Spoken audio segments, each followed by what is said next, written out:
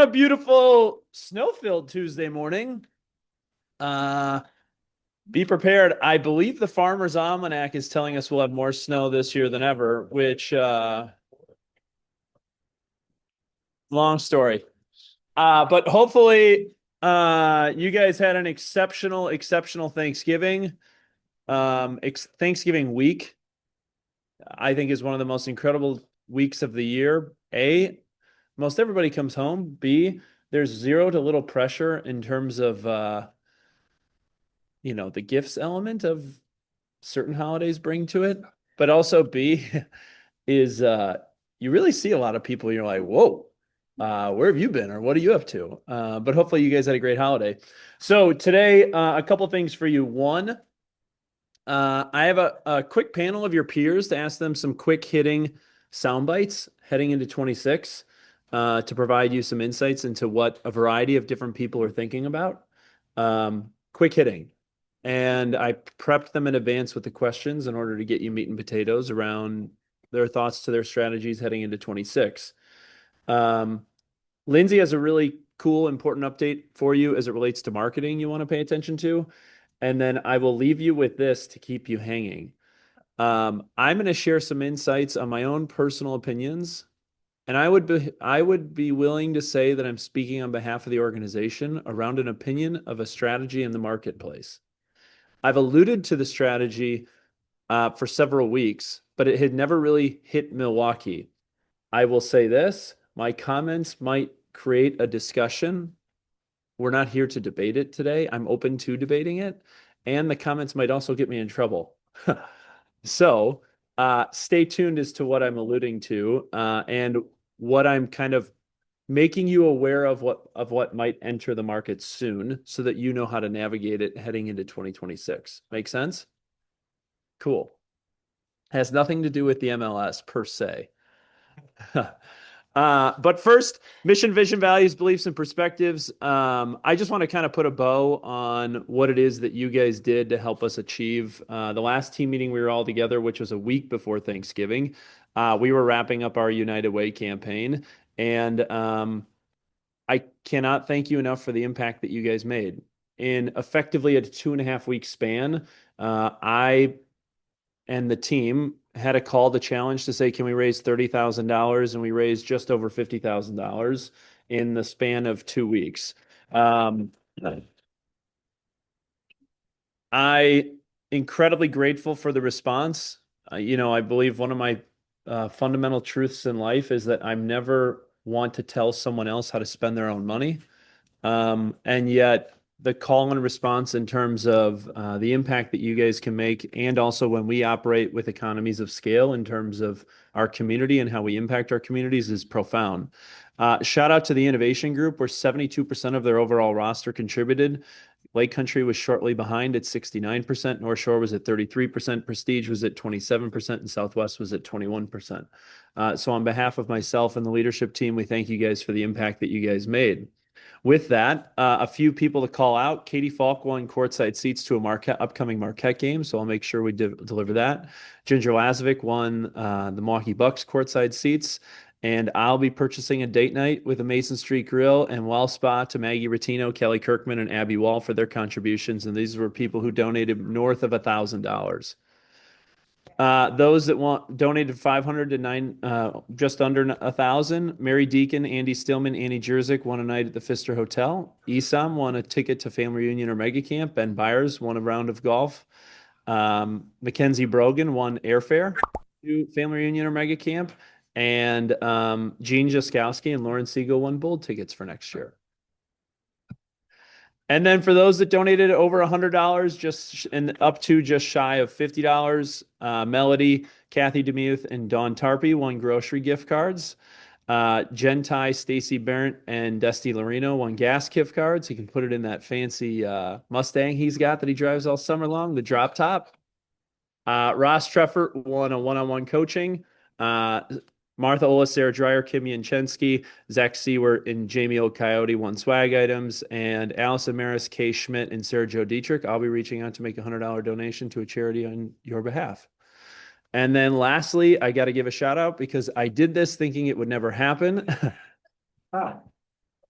Both FRG and Highmark answered the bell to the call of a $5,000 donation. And so I'll be hosting both teams at my parents' lake house when they decide to go out of town. But thank you on behalf of those two teams in terms of the call in a very, very significant way that I threw out the lake house, not thinking we would get there, and we did. So we get to do it twice. So thank you guys. I appreciate it very much.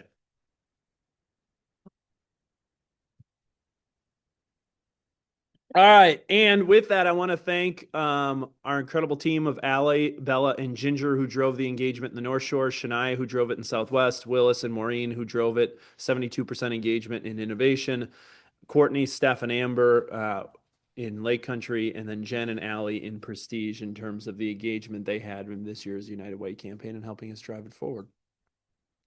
So I'm going to share with you some thoughts on impacts of return on investment. Okay. And I shared with you last year in December, which hint, hint, I'll foreshadow within the next 2 weeks. I'll give you my 2026 predictions.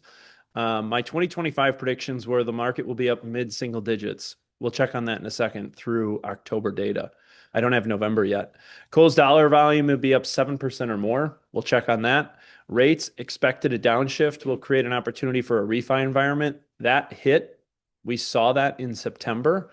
And I believe that you'll see that again heading into 2026 of additional opportunities from a refi perspective. And then I made some commentary as it relates to housing as an asset and regional population. I'll share my forecast to you into 2026. But one of the things I wanted to check in on through October was my predictions as it relates to closed units and closed dollar volume. And one of the things you will see here is closed units. I said it will be up mid-single digits. It's up 1%. Slightly off on that prediction, a variety of reasons why, but not off from the standpoint of it's not down. It's only up 1% from a market perspective.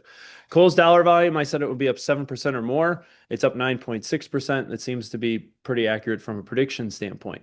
Now, as it relates to how that correlates to a return on investment, the challenge I'd have to you is if you look at how we collectively operated in an environment that was rather difficult in 2026, 2025, not difficult, but just it's not as if the tide's coming back all in at once like a tsunami. And mind you, I would tell you, I don't expect that to happen in 2026 either.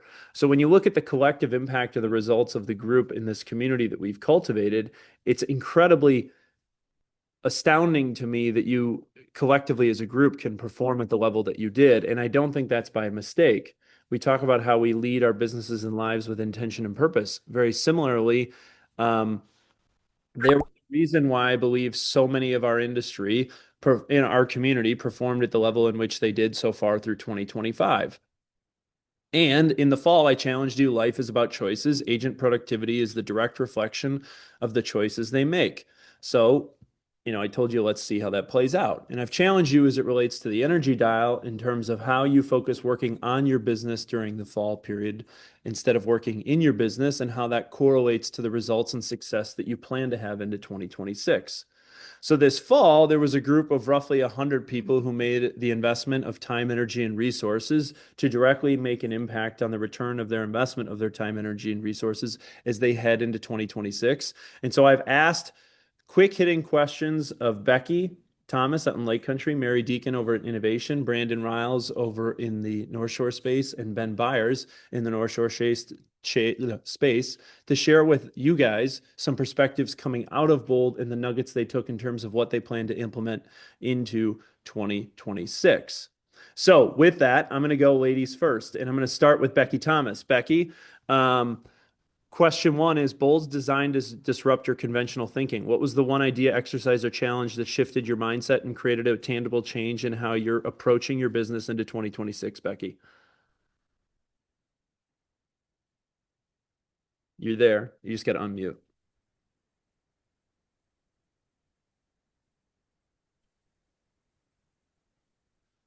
Becky? Hey, sorry. I don't mean to be mean. I'm on the hold with Home Depot who, anyway, long story short. Hi. So what disrupted your conventional thinking this year as someone who's taken bold in the past, and how's that shifted your mindset heading into 2026? So I think the thing that I just am like really, so it made me realize, I took notes.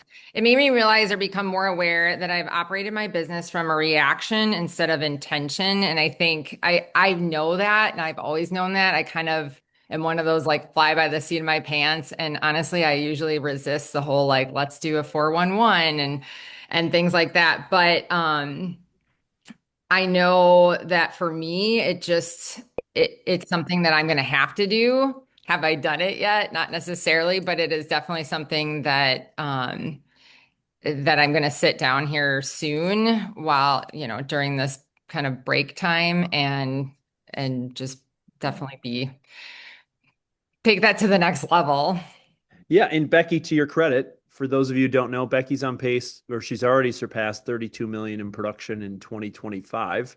And she does it by, as she quoted, flying by the seat of her pants. And Becky, let me ask you a follow-up question to that. Do you plan to grow? Yes or yes? Yes, and yes. Yeah, great answer. Point to it is she's operating in a space that will only get her so far. And she's recognizing that she needs to understand that a bit more structure to the way that she operates is what will continue to allow her to scale. Because at some point she will reach the ceiling of achievement that if she doesn't create some change as it relates to her intention and purpose, she'll hit that ceiling of achievement. Yeah. And I can tell you, if you just want, in my opinion, a pro tip, I hired a full-time admin this year, and that there's no way I could have done that much business without her. So Beautiful. Shout huge. out to Maddie. All right, Yeah. Mary Deacon, same question. You're relatively newer to our environment. What was something that challenged your conventional thinking as it relates to how you plan to make a tangible change into 2026? Mary Deacon, Willis.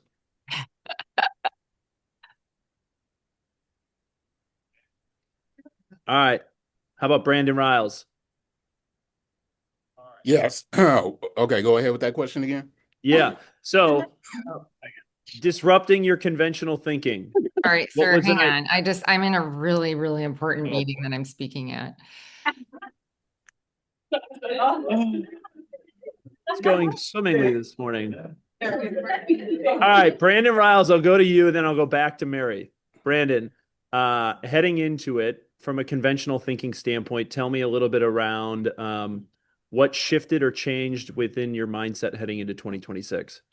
A couple of things. First off, I think just my mindset, plain and simple, right, is more about challenging myself to think differently.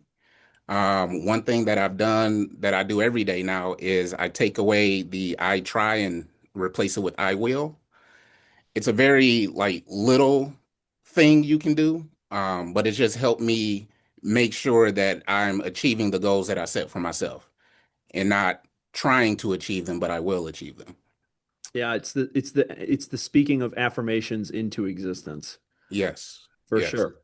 All And right, then also just starting the process now. So, like a lot of people usually want to slow down right now. It's more about speeding up so I can prepare for quarter one.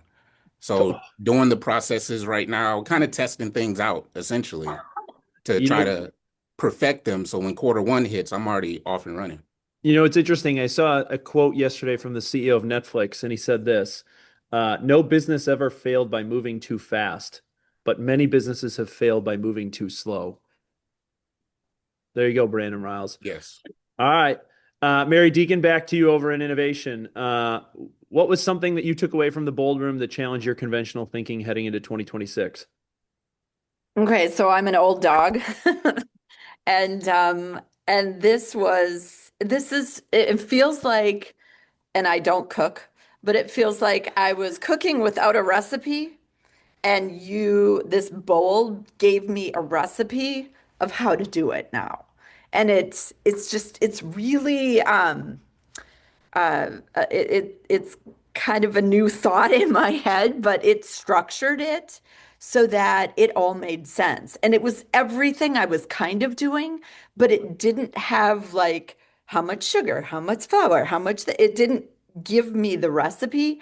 And Amber gave me an entire recipe. And I feel like I can go for years and years and years now because of that. So, and it was innovative. Like what nobody wants to see me on a video, and she made us do that. So that it was a little bit of a force, like you got to do it. And once we were forced to do it, because we don't like to do things, you get in your little groove and you don't do it. And even, 27 years in the business, I got in a groove, and this was my Misagi. Like I moved to here, and now I have a whole new appreciation for my career. So love it. It's the element of being uncomfortable is when you know you're actually growing. Yeah.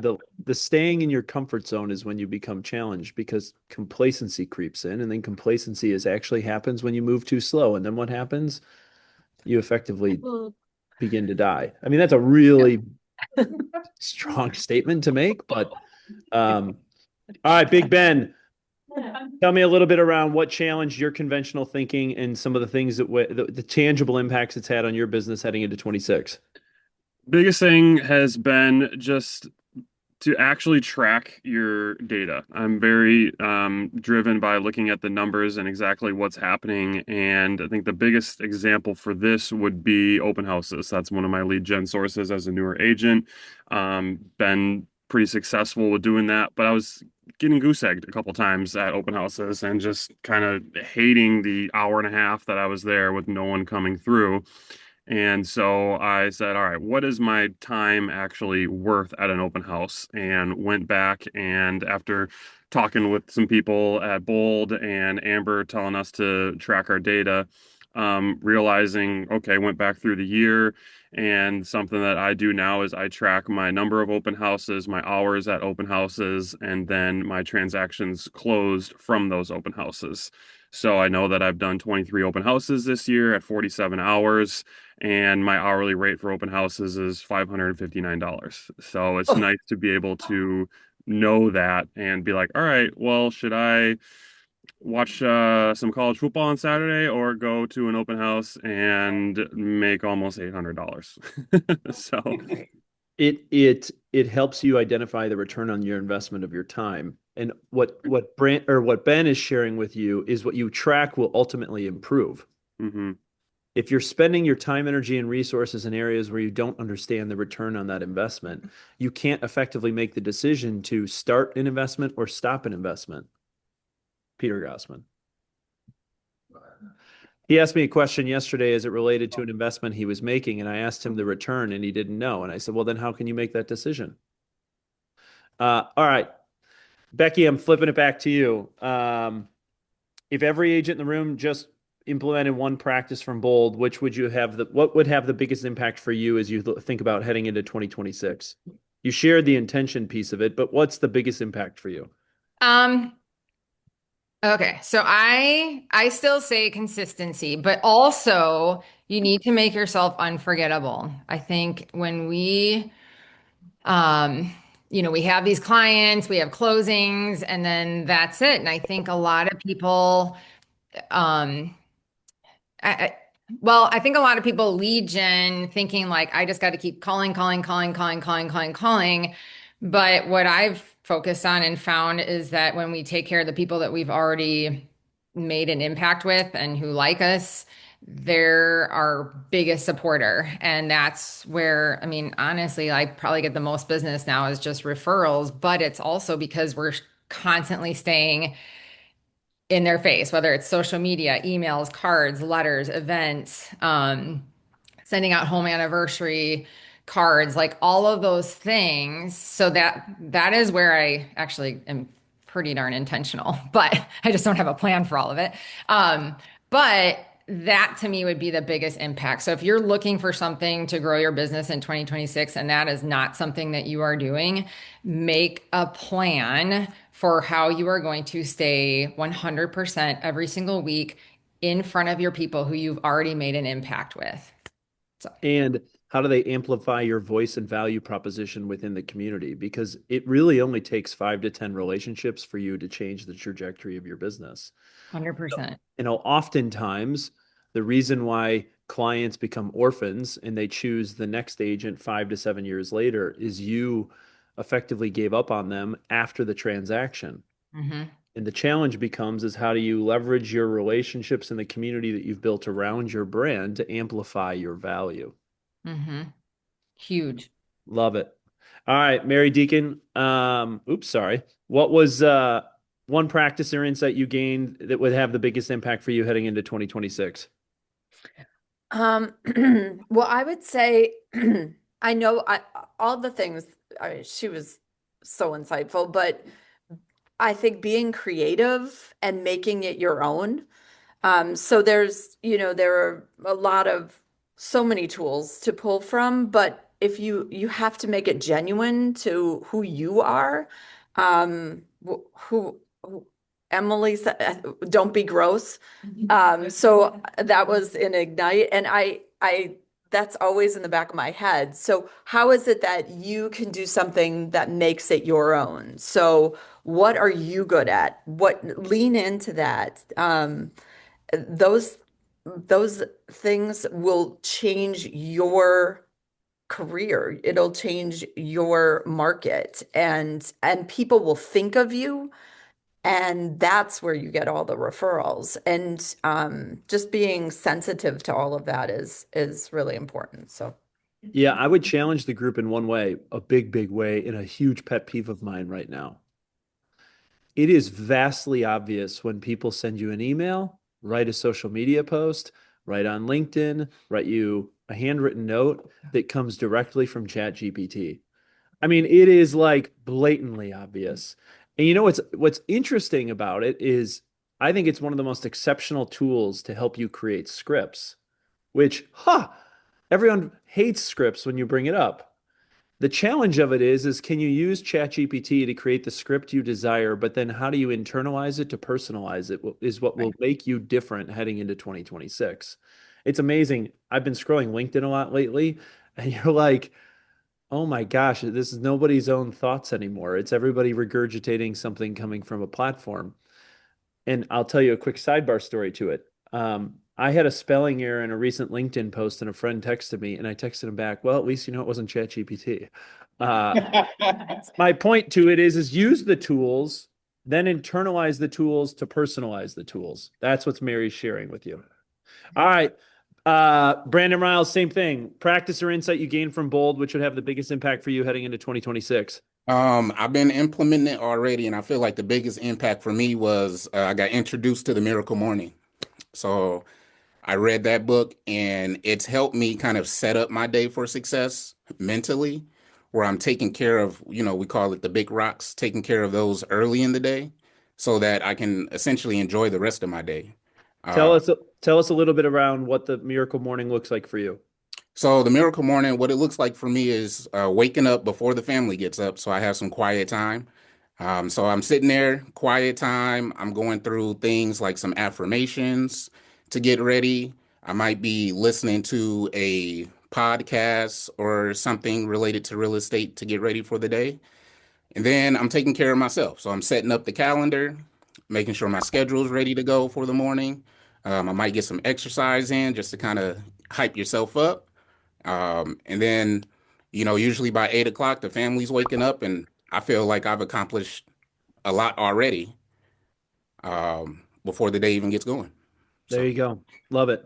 Big Ben, how about you? Tangible insight or practice from Bold that you plan to implement? Amber was big on, obviously, and she'd kill us if we didn't say it, but daily lead gen. Obviously trying to do that. There was time set aside at every training to make calls, make texts to those people, and just have conversations. Ask them the family, occupation, relationships, dreams, the Ford.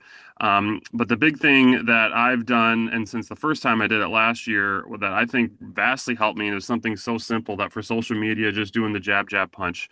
And that's a couple personal story posts and then one real estate related. Now, Now, some people kind of him and haw about what the value is a realtor can bring, and I've heard people around the office, oh, don't share something as simple as interest rates. Well, I get an email from one of my lenders. I screenshot it and I circle the 30-year conventional interest rate right now. And that is probably the most commonly commented post that I make. People are ready to, like you're saying, to refi, or when's it going to keep dropping, or I love seeing this, or I see them at parties and they mention that they love it. But then also letting people know who you really are with the jab, kind of this is who I am. Just have a couple things about your personal life. My focus is on family, golf, and chickens. So um, I just,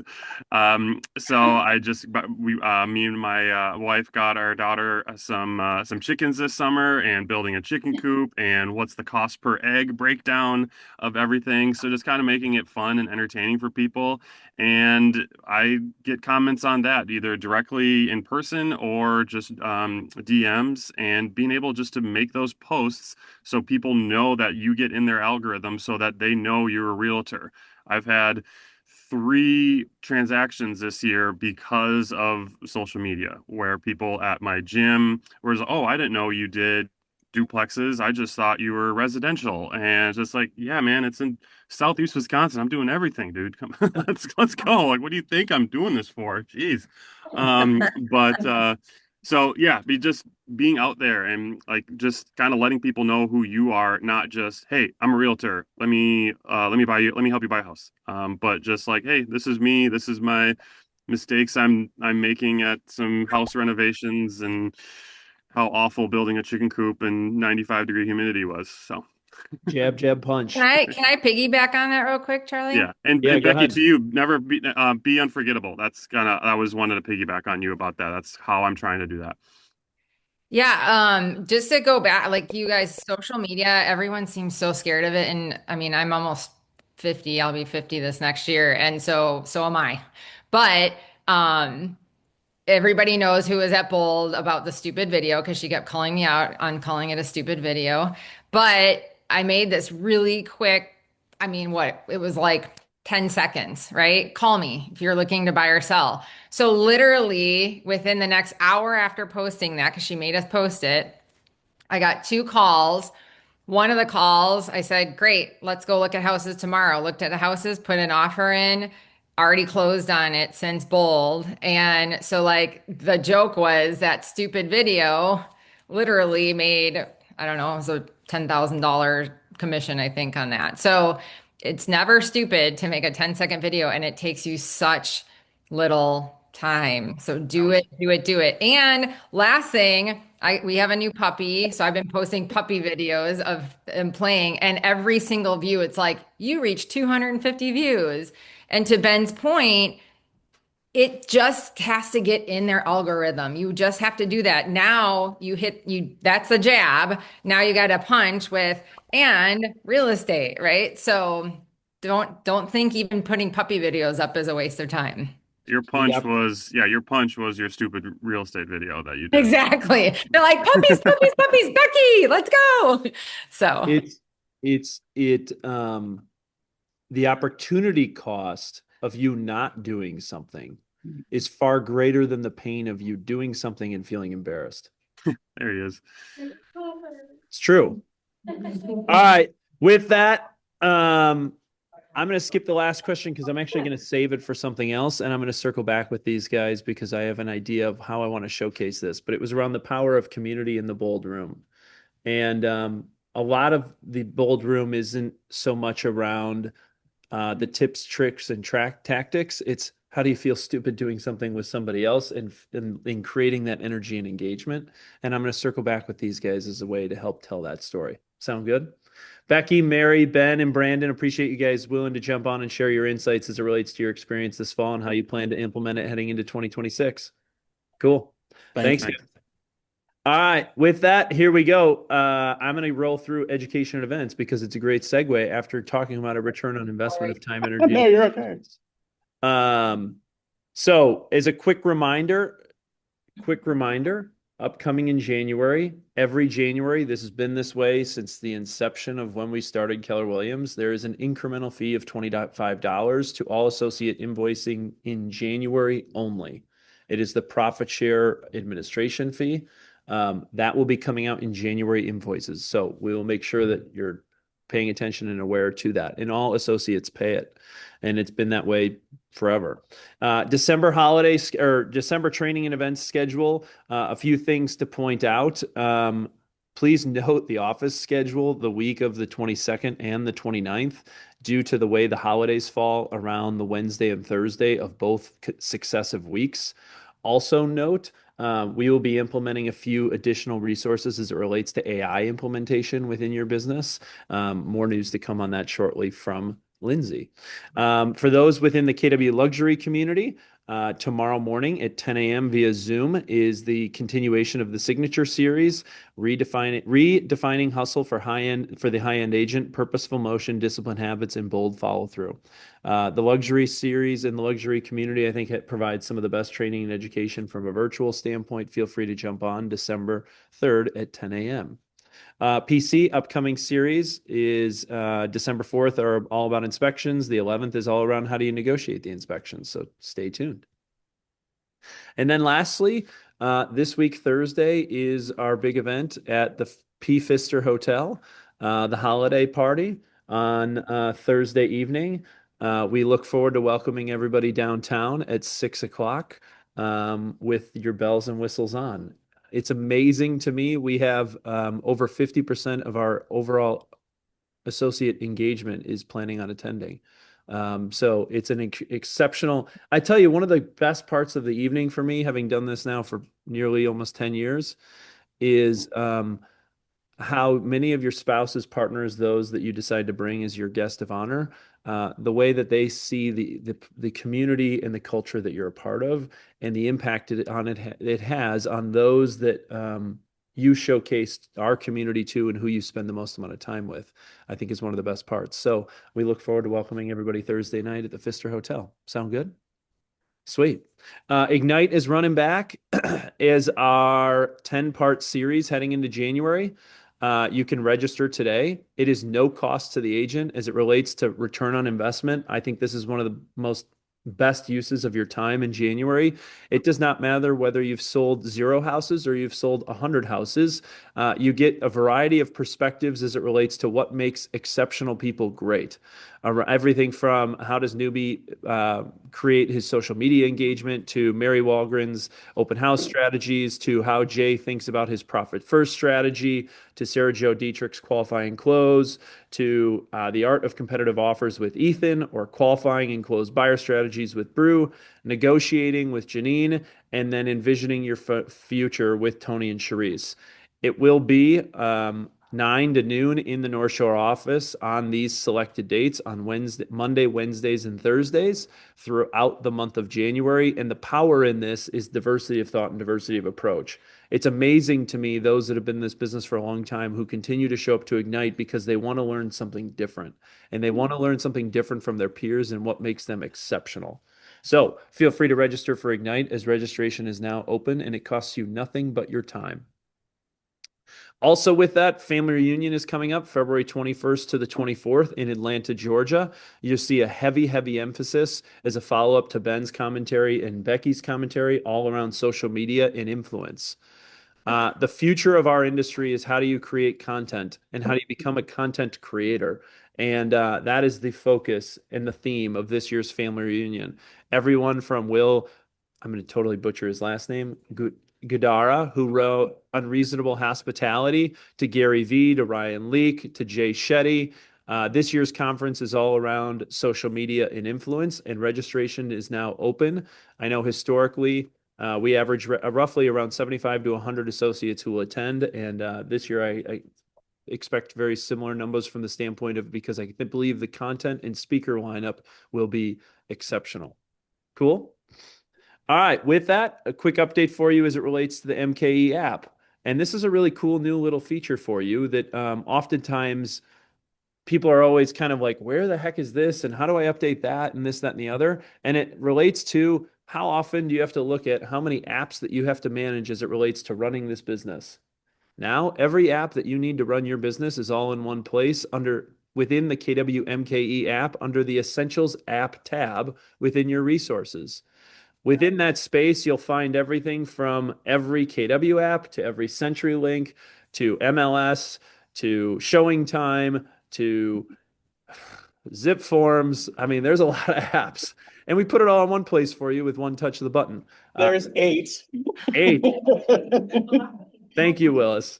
But you can find it all housed within KW MKE app, and be on the lookout for that. Another update that we plan to have is all our ebooks in terms of the Millionaire Real Estate Agent Shift and so on and so forth will also be housed within the app very shortly as we are uploading those resources for you coming soon. All right, with that, I'm going to turn it over to Vranek to talk about the new AI Playbook for a sec. Yeah, good morning, everybody. Okay, so some exciting updates today. Keller Williams is back at it with another AI playbook. So they released one a few months ago. We did some trainings on it, all about the large language models and how you can build up your keywords and talk about who you are and how to structure that. So just imagine someone asks ChatGPT, who should I hire to sell my house? And it responds with your name. So it sounds too good to be true, but it really isn't. That's the time that we're in right now. And so this playbook is all around SEO and GEO. So I'll get to those differences in a little bit here. But Realtor.com recently did a study and found that 82% of Americans are using AI for real estate insights. And 62% said that they feel smarter after researching the housing market with AI. So this playbook is all about getting your content to surface on all search engines. So traditional ones such as Google, and then generative ones like ChatGPT. And the art of teaching a search engine, aka a robot, to know, trust, and surface your content is called SEO or search engine optimization or generative search optimization. And this is your guide on how to get there. So next slide. So again, a little bit more into exactly what is SEO and what is GEO, what are the differences. So SEO has been around for a long time. It's optimizing your website to rank higher in a list of organic or unpaid search results. So how do you get to the top of those Google search results? That's SEO. GEO is teaching AI who you are, what you do, and why you're trustworthy, so your content appears in AI answers, summaries, and more. So SEO gets you listed, GEO gets you named, quoted, recommended, and sourced. So this playbook is going to kind of walk you through and give you 5 main takeaways. So again, you're going to understand that SEO and GEO, exactly why they're different. So AI looks for 3 key signals outside of the regular SEO model, such as customer reviews and active social media presence and video. So a lot of that, I love that Becky and Ben were talking a lot about the SEO presence, video, and things like that. It's going to go through your overall goal, which is to speak to both robots and humans consistently to convert those organic traffic into leads, and then become searchable with keywords and topical authority. I love that this playbook is taking a lot from what you learned from the previous large language model playbook. So the large language model playbook talked about the RICE model and building your list of keywords and describing your business and feeding that to ChatGPT and other AI models. So using keywords naturally across your online content to build that topical authority, proving that you're the trusted expert. You're going to develop the 3 trust signals: technical, structuring your content so AI can find it and humans like it. On page, writing content so AI and humans can read it. And off page, linking content so AI can follow it and humans can trust it. You're going to learn how to measure your effectiveness. So tracking those key metrics, your organic traffic, where your brand is mentioned in AI generated content, engagement rate, bounce rate, conversion rate, and then how to stay informed. As we all know, the digital world is evolving rapidly, and the foundation remains staying helpful, trustworthy with authoritative content. So, a lot of really great key takeaways from this playbook. You guys scan that QR code, take a look at this. This is all linked on our agent hub on kwrealtymke.com.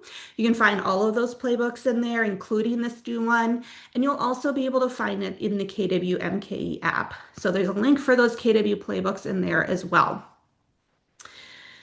All right, so switching gears a little bit, just want to mention some tech and marketing training for the month of December. So this Thursday, December 4th, Kathleen is going to walk you through database cleanup and command. So this is a training that we do every single year. This time of year, it's a great opportunity to go through your contacts, clean them up. There's a lot of different strategies that you can take within command on how to organize those, tagging them, creating smart views. Kathleen's going to walk you through all of that.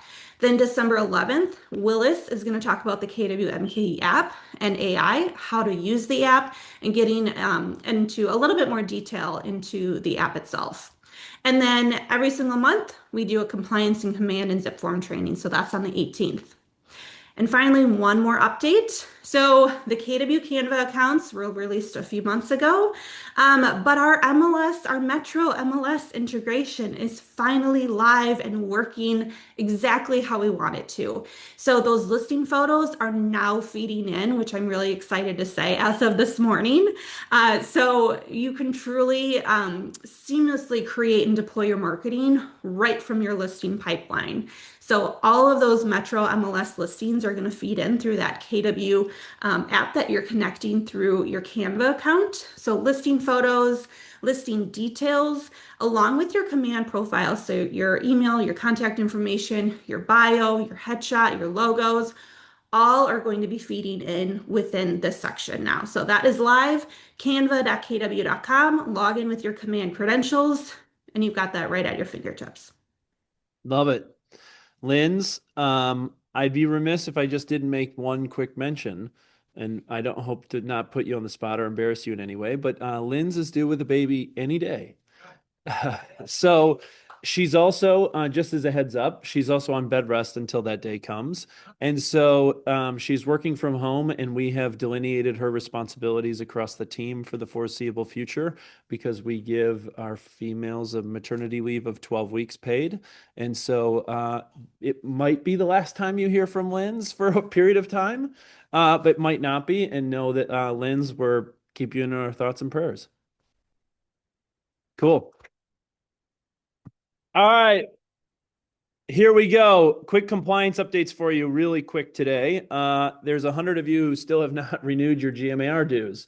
Now is when the time of our intensity and frequency of our communication will uptick because you have between now and the end of the year before your MLS shuts off. Just as a reminder, it's exactly 109 of you, and I know exactly who the 109 are. Shocking. Here's your contract trainings coming up forth. December 8th, next Monday, is best practices during the inspection period. Drafting an amendment or notice of defects is the 15th, and then we're doing open office hours on the 22nd, Mondays at noon. All right, market of the moment insights, and then I'm going to get to my spicy commentary that might get me in trouble, but it might not. I don't know. We'll see. Hopefully, it develops some healthy discourse. I'm going to flow through this quickly. I shared with you the market of the moment script as to where we are and where we're headed. I like where we're headed from the standpoint of the tide seemingly is rising in the fall, and that usually carries over into spring. There's the rest of my commentary that I shared with you 2 weeks ago as it relates to the market of the moment for those that need it.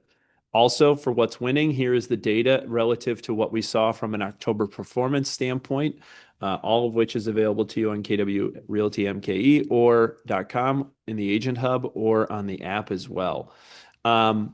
Lastly, from a market of the moment insights, I shared with you this model as it relates to your brand. What is your brand's promise? How are you amplifying and intensifying your brand's promise? And I shared with you a question that I thought was an incredibly engaging post from Dudson Godsey, who is the chief marketing officer for the Bucks, around the questions he asked them when he was being interviewed nearly 14 years ago. And I think the questions are incredibly appropriate as we think and reflect on our businesses in 25 and where and how we want to communicate our business's value proposition and what it is that we believe in heading into 2026. So I shared with you these questions a few weeks ago. So just some seeds that I wanted to revisit heading into 2026. All right, so here's the industry thoughts that might get me in trouble. I say this with a caveat. I encourage and welcome healthy level of discourse. This isn't to say that my voice on this matter is the rule of thumb. It's not. But yet there's a strategy that one of our peers has implemented for years in other markets and has started to creep into our market that fundamentally, I believe, is a disservice to the consumer environment. Ironically, the strategy itself isn't new. We have this thing called the excluded list. They're just marketing the excluded list. And I'll share with you my thoughts to that in a second, because I want to replay with you something that I planted. This was roughly a month ago, and a lot of people, it went right over their heads because I was trying not to address it publicly. But now that there's been more public discussion around the strategy, I thought I would replay this video and then give you my thoughts to the strategy in a very direct way, not as to call out one of our peers, because it is not something I like to do, but I have to level set with you because I've gotten a lot of questions to it. And the context to the strategy is vitally important. And it has everything related to do, for those of you that don't know, around this concept of Compass exclusives. So here's a quick perspective I shared with you again. And I have to be careful with the words I choose. Of winning listings has been 100% since this whole thing has happened. I haven't lost one yet. All my competitors out there are listening. Here's how I win. Here's how I beat you. The argument comes up at every listing appointment where a seller says, hey, we've interviewed people and they said that they have the strategy that they want to pre-market first. And then if they don't sell in the pockets, they'll open up to the rest of the market. What do I think about that? Like, why would I not want to do that? And when I tell people, it's like, listen, you're a buyer. Okay. And you want to buy this place. You see it, you walk through it. It's $500,000. You love it. You tell your agent, I'm going to buy it. I'll take it at $500,000. I'll take it. Your heart's set on it. You're excited. Got the offer drawn up. And then the agent tells you, hey, we're going to go on the open market. You're going to tell me right now that that buyer is now all this going to be like, you know what? I don't want it anymore. I'm not going to buy it because they're going on the open market with it. I don't want it. Will 1 out of 100 people say that? Sure. Will 99 of 100 people say that? Nope. Nope. And as a guy that represents the most buyers personally of what's happened in the city, I'll tell you right now, I've never heard a buyer say that, not once. But do you think that if it goes on the open market, that person that wants it at 500 will still want it for 500, which they will. Now I have one bid, and now I have 3.5 billion people who have internet access. They're going to want it too. So you're going to tell me that that's not going to get me more money? Like in what world does that make sense? I'll debate anybody because my argument is based off of common sense, and the other argument is based off of Kool-Aid drinking. So that's what I shared a few weeks ago that I think was people didn't understand the seed I was planting to it. Okay. And so here was an example of a marketing that went out recently on the west side of town that talked about the Compass exclusive strategy around how it provides the client more insights, more homes, and more transparency. Now, more insights, more homes, and more transparency is an interesting tagline for something that is lacks transparency. And I purposely did not want to call out the individual that created this, but wanted to share with you some of the things that we are seeing more so on the west side of town than the east side of town, but to draw awareness to it. And here's the thing. I have a fundamental belief that the open market has its own corrective measures. And when you remove those corrective measures, the strategy becomes very telling as it relates to why they want to implement it. So I'll help educate you as to what that is. By the way, it's not exclusive to them, AKA Compass exclusives. You can do it too if it is so you desire. So I want to educate you on it. Compass exclusive is affectionately known in our market as the MLS excluded strategy. And the strategy itself composes of 3 phases of marketing. 1, you take the listing as a private exclusive. Why do you do for that? You don't list it on the MLS, so you go exclude it. You expose it within an ecosystem. In this example, I just used Compass because they're talking about it. You market it as quiet, private, and exclusive. The goal is to test price and terms or sell off market. Phase 2 of the strategy is a coming soon, pre-market before a public launch. And then phase 3 of the strategy is a public launch via the MLS. Okay. What's ironic about the strategy is it's not anything that most of you aren't already doing. It's not unique. Do you know that you have a listing coming up before you probably sign it? Yeah, you do. Are you floating it? Yeah, you are. Is there a whole reason why it's funny? Who created the entire delayed listing segment within the MLS? We did. Keller Williams, because we said your listings should have babies and it's inappropriate for you to go live at 8 a.m. and be off the market by noon and miss a pre-window of exposure. We did this, what is this, 8 or 9 years ago? And it was funny. We got investigated by the MLS for nefarious activity. Guess what happened? Nothing came back. It was a marketing strategy. My point to sharing this with you is this is not a unique strategy. It's things that many of you are already implementing. But I wanted to showcase to you what the strategy was so that you could understand it when you get questions from your consumers or clients. Okay? And the brand promise is more insights, more homes, more transparency, which I find incredibly ironic.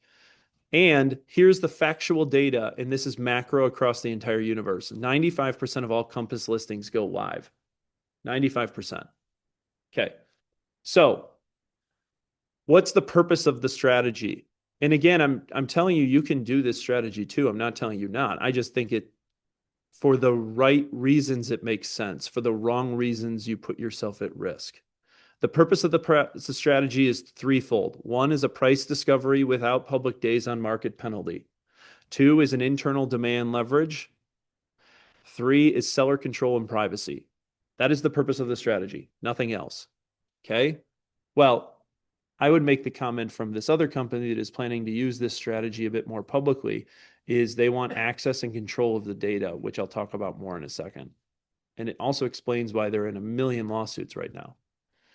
Now, here are the risks to the strategy at scale. Now, I remind you, all of this commentary is my own, but I am speaking on behalf of the organization, and I recognize that this meeting will become public, and we will edit out the portions that we don't want it to become public, but I'm sharing with you for transparency purposes. Here are the risks of the strategy at scale. When you run a strategy like this at scale, you reduce exposure, which reduces competition. I don't know if that's a really good strategy right now based on the environment we just came out of in the last 2 years. 2, there's a conflict of interest because it puts a product first, not client first. The product first is their platform as it relates to how they're trying to control data. That is not a consumer first strategy. It's a product first strategy. It pushes a strategy that enhances the listing agent's leverage of controlling demand, which deprioritizes seller goals. Deprioritizes seller goals because it keeps insights and their data in-house, benefiting a platform over consumer transparency. 3, I could make this argument all day long, and I will show you the data to it. There is a huge elevated risk of fair housing concerns. 4, there is regulatory friction and litigation that you might not be paying attention to, but is definitely still going on because the Department of Justice is still exploring the National Association of Realtors. There's a lot of litigation going on right now between Zillow and every other platform.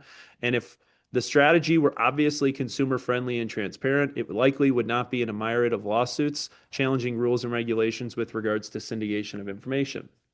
Those are the 4 risks as I see it. Now, what does the data say? I found 2 studies for you, and I only pulled 2 because there's a lot more, but 2 I thought was pretty good. Bright MLS, which is the largest MLS provider across the country, did a study looking at their data from 2019 to 2023. Homes on the active market sold for 18% more than those that sold off market. 18%. Now, a Zillow study that they just recently did in 2025, homes sold off market resulted in a 2% lower than similar homes on the active market. Across 23 and 24, sellers who did not use a public MLS platform left over $1 billion in sale proceeds on the table. And critically, majority of non-white zip codes off MLS listings sold for 3.2% less than homes on the MLS active market, which is more than double the discount in majority white zip codes. Goes back to the fair housing concern I had. Okay? 2 studies with data that show you it's not a strategy that is in the best interest of the consumer. Now, I understand there are people probably in this room and on this call that will say, but there is a reason. I 1000% agree. And here's where I believe it makes sense. Ultra high profile or privacy sensitive sellers, such as public officials, C-suite execs, celebrities, and athletes, willing to trade upside for discretion. That's a cost they're willing to pay. Totally get it. For example, there is a Keller Williams agent who listed a Fortune 500 company's CEO house for sale before it was publicly disclosed to shareholders that he was moving on, but he wanted to list his home. 1000%. And excluded makes sense. Giannis sells his house. Yeah, he probably doesn't want everybody to know. He's good leaving 100,000 on the table, whatever it might be, right? The second piece where it makes sense, incredibly unique luxury inventory where both the buyer and seller understand in writing that they may be prioritizing convenience or privacy over maximum exposure. So the reason why I share this with you is there are elements within how we transact this business where a strategy like this 1000% makes sense. I would make the argument that it's less than 1% of the overall inventory, and to use it as a marketing exposure strategy from a scarcity standpoint, I think is lacks transparency. And so I share it with you because I wanted to come with you, one, to educate you on what the strategy is, two, why people implement it, three, what the risks are, four, what the data tells us, and then five, when it does occur, because we will have people that will utilize it, when it does occur, it does make sense for certain clients. The argument to who it makes sense for is just such a small subset of the market that for us to put too much time and energy into focusing all our time and attention on it, it really doesn't make sense. Okay.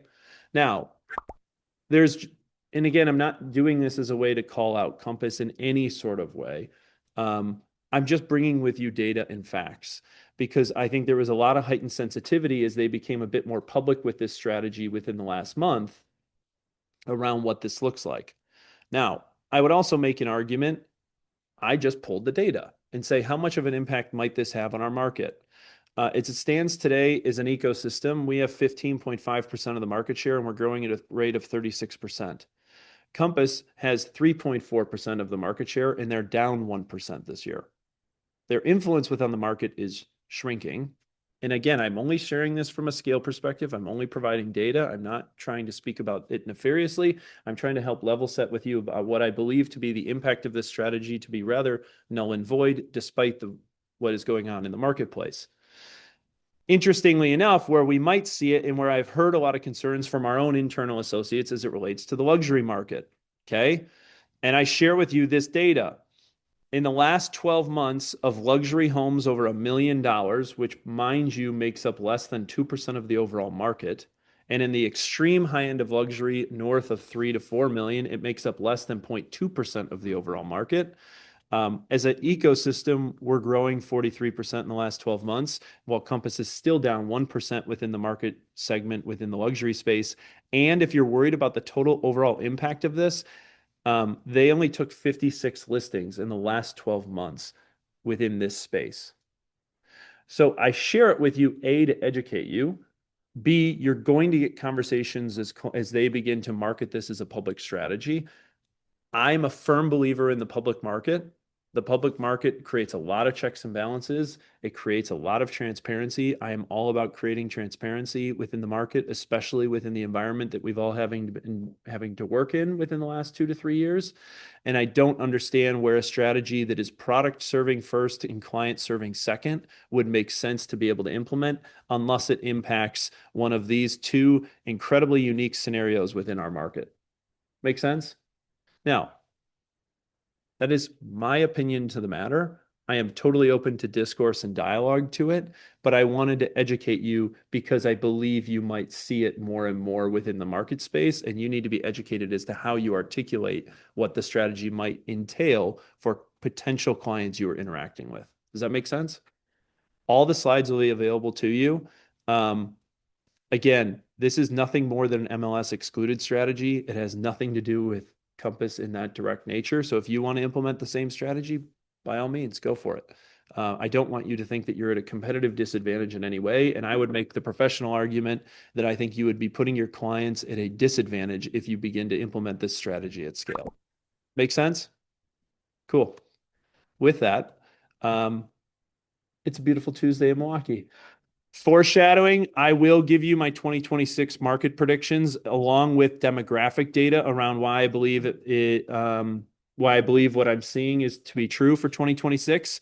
We look forward to welcoming you all at the Pfister Hotel on Thursday evening for a grand old time. And guys, it's a beautiful day. Have a great day. Thanks for showing up.